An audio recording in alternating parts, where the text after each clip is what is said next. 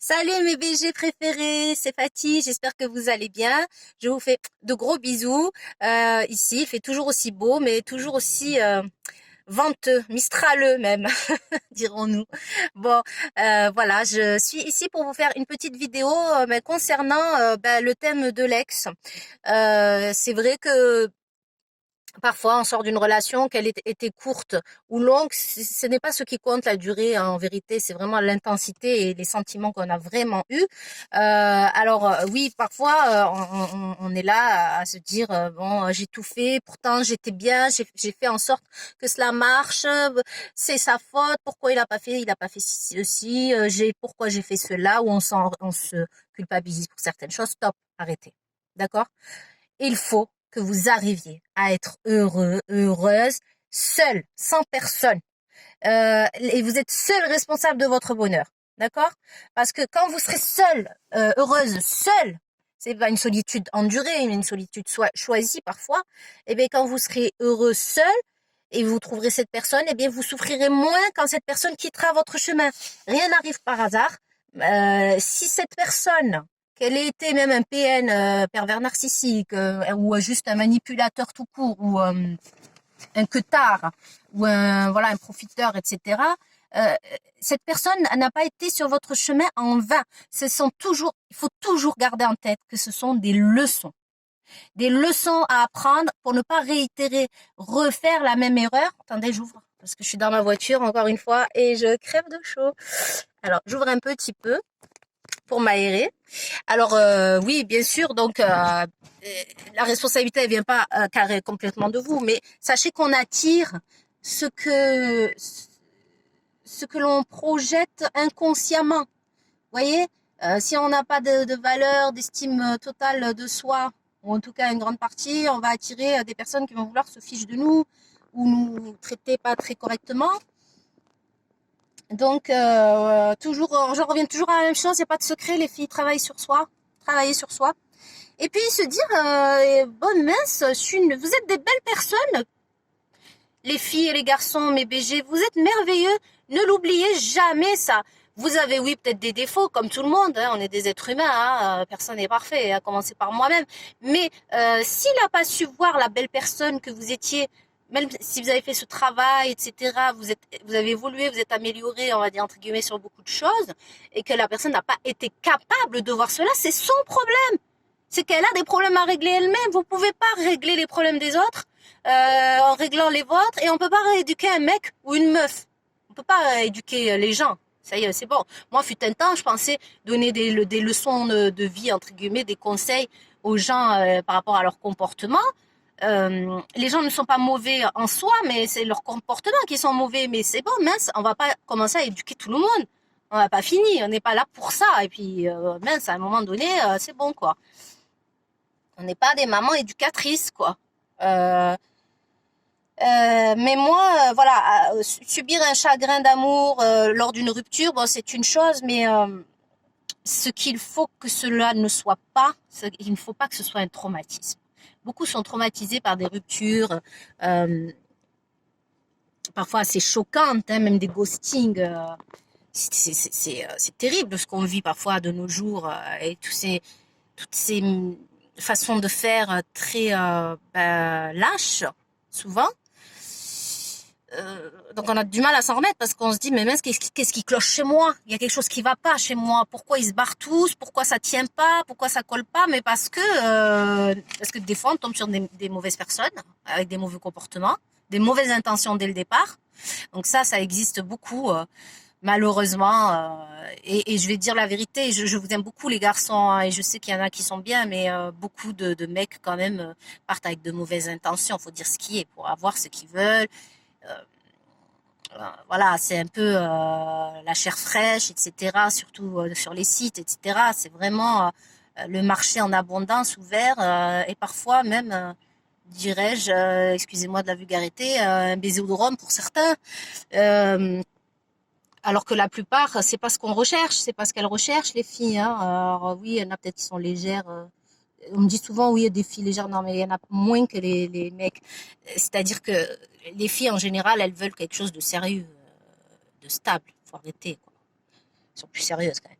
Donc, il faut donc, je reviens au fait que la rupture ne doit pas être un traumatisme et voir. Moi, c'est ce que j'ai vu ensuite, mais c'est avec le recul et le temps. Il n'y a que le temps qui peut vous faire voir ça. C'est que la rupture est en gros, en fait, un cadeau. C'est un cadeau pour vous. Et souvent, on s'en remet, on rencontre quelqu'un d'autre de mieux, etc. Et on se dit, mais merde, qu'est-ce que j'ai foutu avec ça, quoi? Pourquoi j'ai donné une chance d'abord à ce gars ou à cette meuf et pourquoi j'ai autant supporté, quoi, alors que il était nul, quoi, ou elle était nulle. Donc c'est une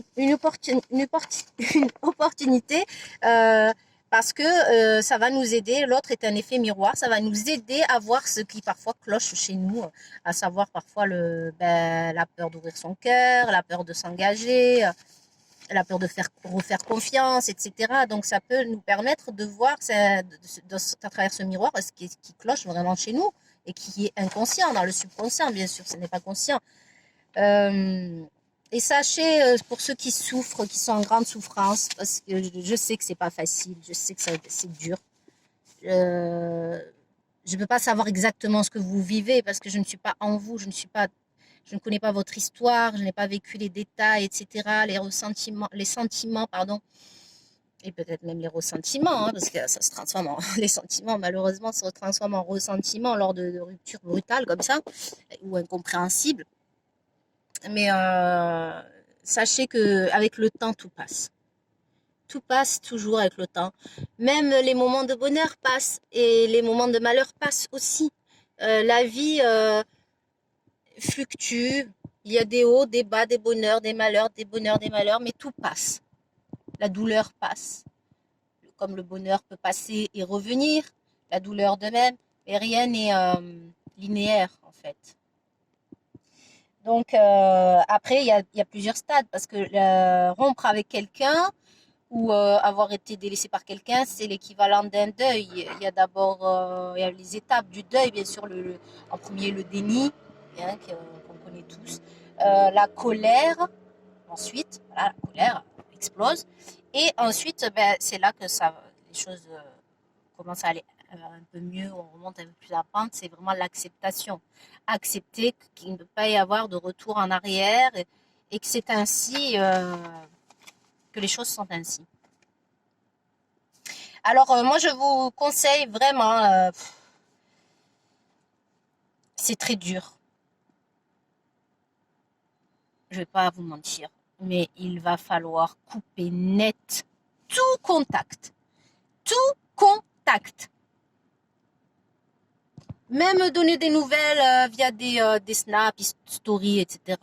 Faut stopper tout contact. Et s'occuper de soi.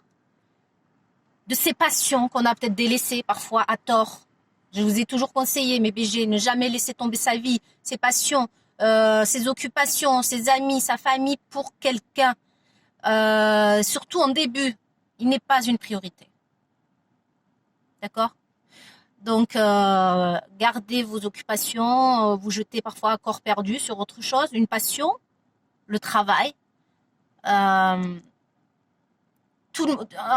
Certaines diront j'ai aucune passion, c'est impossible de n'avoir aucune passion. Il y a bien quelque chose que vous aimez.